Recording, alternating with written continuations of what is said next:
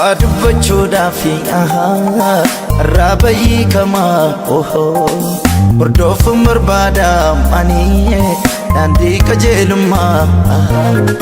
Dhoksaa dubbachuudhaafi rabayii kamaa hordoofuun barbaada ani daandii qajeelummaa.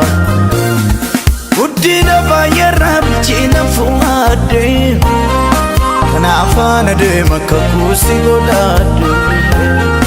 Guddina baay'eerraa bilchina jaalladhe kanaafana deema miiltoosi godhadhe.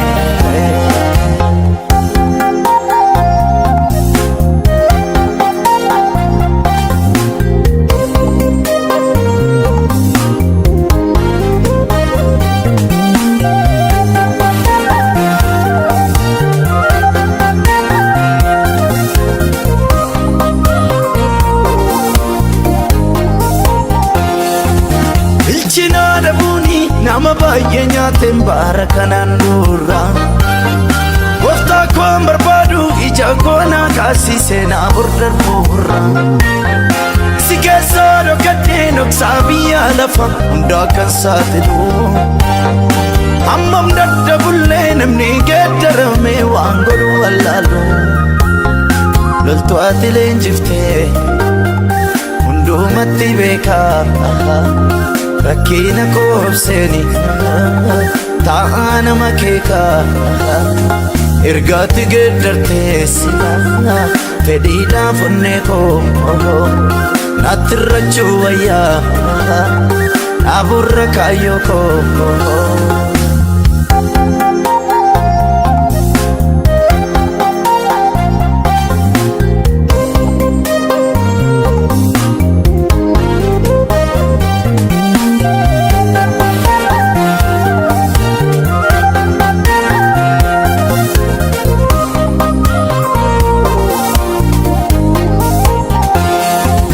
Ayyota madeessa minna waan arge darbaa himu gooftaa koo dhoksaan kee qaroomiina sammuun biira hin ga'amu.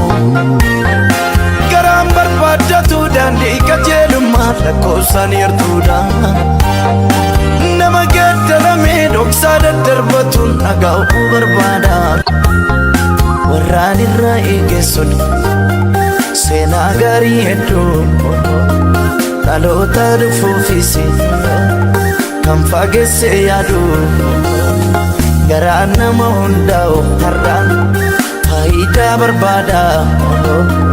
Gaaficha mul'attu eenyutti gammada.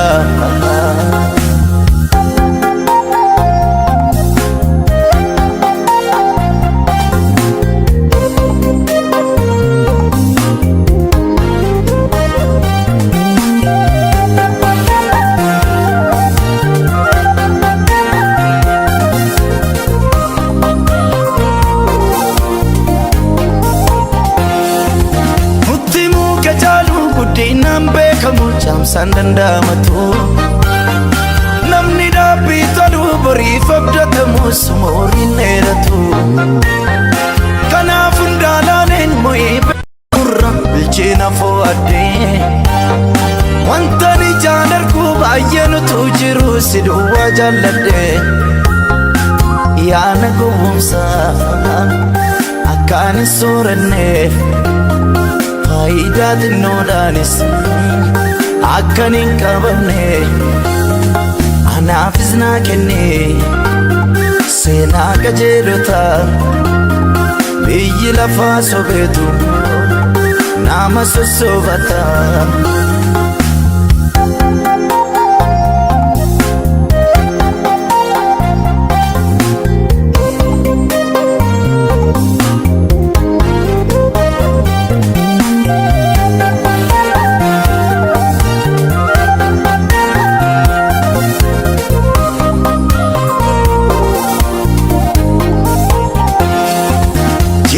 Ansi tajaajilee naan ta'uun lakkii kan biraasi malee siif ta'uu na wayyaa mokkolee naan nama kamale